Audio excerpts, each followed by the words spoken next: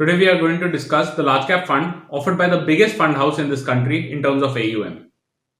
जी हाँ, आज हम बात करेंगे SBI ब्लू चिप फंड की। ज्यादातर लार्ज कैप फंड्स ने मार्च के क्रैश के बाद बहुत ही अच्छे रिटर्न्स दिए हैं। ऐसे में SBI ब्लू चिप फंड की परफॉर्मेंस कैसी रही है, ये हम कुछ ही देर में देखेंगे। आज के इस वीडियो में हम आपको बताएंगे कि SBI ब्लू चिप फंड की स्ट्रैटेजी क्या है, इसके फीचर्स क्या है, और साथ ही साथ आपको ये भी बताएंगे कि आपको इस फंड में इन्वेस्ट करना चाहिए या नहीं। But before we go any further, do not forget to subscribe to our channel for regular updates on many more such videos. मैं हूं गौरव सेठ और आप देख रहे हैं जेड फंड्स। इससे पहले कि हम SBI म्यूचुअल फंड के ब्लू चिप फंड की डिटेल्स में जाएं, आइए एक बार समझते हैं कि लार्ज कैप फंड्स होते क्या हैं। Large cap funds equity mutual funds की एक सब कैटेगरी है। इन फंड्स को अपने एसेट्स का मैक्सिमम हिस्सा डोमेस्टिक इक्विटीज यानी इंडियन शेयर्स में लगाना होता है। In the case of large cap funds, maximum amount should be invested in shares of large cap companies.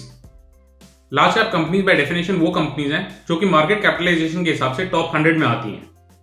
आइए अब SBI ब्लू चिप फंड के डिटेल्स को देखते हैं। SBI ब्लू चिप फंड का इन्वेस्टमेंट ऑब्जेक्टिव है to provide investors opportunities for long term capital appreciation. यह objective achieve करने के लिए फंड एक्टिवली एक diversified portfolio large cap stocks का मैनेज करता है। SBI ब्लू चिप फंड अपने एसेट्स का मिनिमम 80% लार्ज कैप स्टॉक्स में इन्वेस्ट करता है। फंड मैनेजर इस फंड में एक्टिव कॉल्स लेते हैं, यानी दे एक्टिवली डिसाइड कि कौन से स्टॉक्स रखने हैं फंड में और कौन से बेचने हैं। सिंस मैक्सिमम स्टॉक्स इस फंड में टॉप 100 मार्केट कैप वाली कंपनीज की होती हैं, this fund is categorized as a large cap equity fund. जो बैलेंस एसेट्स हैं of up to 20%, fund manager उनको एक्टिवली कहीं भी और इन्वेस्ट कर सकते हैं, जैसे कि अदर इक्विटी कैटेगरीज या फिर किसी डेट या मनी मार्केट इंस्ट्रूमेंट्स में। आइए इस फंड के सेक्टोरल ब्रेकअप पर एक नजर डालते हैं। इस स्कीम की अगर हम सेक्टोरल ब्रेकअप की बात करें तो ये फंड काफी फाइनेंशियल्स हैवी है। फंड के 36% से ज्यादा एसेट्स फाइनेंशियल्स में इन्वेस्टेड है। इसके बाद टेक्नोलॉजी और कंस्ट्रक्शन में अप्रोक्सीमेटली 10% ईच। इनफैक्ट फाइनेंशियल्स के अलावा ये फंड फेयरली इक्वली डाइवर्सिफाइड है अमंग वेरियस सेक्टर्स। अब चलते हैं इस फंड के फैक्ट्स पर। एज ऑफ 31 अक्टूबर 2020 इस फंड के एसेट्स अंडर मैनेजमेंट यानी AUM 22,421 करोड़ रुपए के थे और इसका एक्सपेंस रेशियो 1.71% का था। SBI ब्लू चिप फंड का NAV as of 31 October 2020 39.55 rupees का था। नवंबर के महीने में फाइनेंशियल्स के अच्छे परफॉर्मेंस के कारण इस फंड का NAV बढ़कर 17 नवंबर को 44 रुपए और 17 पैसे तक आ गया था। आइए देखते हैं कि पिछले कुछ सालों में इस फंड ने परफॉर्मेंस कैसी दी है। जैसा आप देख सकते हैं, पिछले 6 महीनों में फंड ने ऑलमोस्ट 40% का रिटर्न दिया है, which is similar to its benchmark return. एक साल के रिटर्न्स ने बेंचमार्क को अंडर परफॉर्म किया है, but that has been primarily due to the high weightage in financials. लेकिन अगर लॉन्ग टर्म की बात करें तो 7 और 10 सालों में the fund has been an outperformer. इस फंड का इंसेप्शन फरवरी 2006 में हुआ था और तब से अब तक इस फंड ने एनुअल रिटर्न्स 10.58% से ज्यादा के दिए हैं। अगर आपने इस फंड में 5 साल पहले 1 लाख रुपए इन्वेस्ट किए होते एज अ लमसम अमाउंट, तो आज उसकी वैल्यू बढ़कर 1,59,000 रुपए हो गई होती। और अगर आप SIP मेथड के थ्रू इन्वेस्ट कर रहे होते 10,000 रुपए एवरी मंथ, तो आपकी जो टोटल इन्वेस्टमेंट है 6 लाख रुपए की, उसकी वैल्यू आज 7,45,000 रुपए होती। However, do remember कि पास्ट रिटर्न्स ये नहीं बताते कि आपको फ्यूचर में भी सिमिलर रिटर्न मिलेंगे। इस फंड में अगर आप लमसम मेथड के थ्रू इन्वेस्ट कर रहे हैं तो मिनिमम इन्वेस्टमेंट रिक्वायरमेंट 5,000 रुपए की है और कोई भी अपर लिमिट नहीं है। और अगर आप SIP रूट के थ्रू इन्वेस्ट करना पसंद करते हैं तो मिनिमम इन्वेस्टमेंट अमाउंट 500 रुपए की है। मोस्ट इक्विटी फंड्स की तरह इस फंड पर भी रिडेम्पशन पर कुछ एग्जिट लोड्स लगते हैं।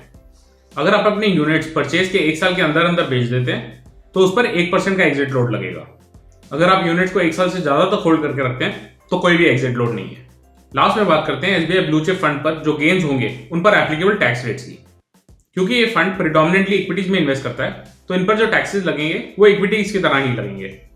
अगर आप अपने यूनिट्स परचेज के 1 साल के अंदर अंदर बेच देते हैं तो इस पर short term capital gains tax applicable होगा, विच इज एट 15%। अगर आप यूनिट्स को 1 साल से ज्यादा तक होल्ड करके रखते हैं तो इस पर long term capital gains tax applicable होगा, which is at the rate of 10%।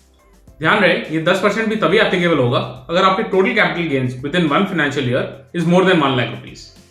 Before concluding समझते हैं कि ये फंड किस तरह के इन्वेस्टर्स के लिए सूटेबल है।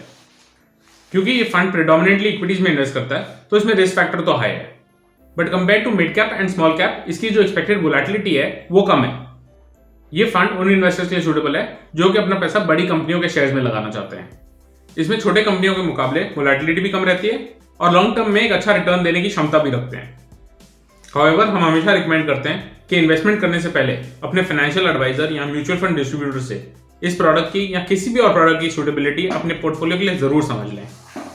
अब आप प्ले स्टोर से हमारा ऐप जेड फंड्स भी डाउनलोड कर सकते हैं, जिसकी मदद से आप अपने इन्वेस्टमेंट भी मैनेज कर सकते हैं और साथ ही साथ अपने नजदीकी फाइनेंशियल एक्सपर्ट से व्हाट्सएप पर चैट भी कर सकते हैं। I hope you found this video informative. अगर आपके कोई भी कमेंट्स या क्वेश्चंस हो, please feel free to post them in the comment section below और on our website zfunds.in. Do not forget to like this video and subscribe to our channel for regular updates. Thank you for watching Z Funds.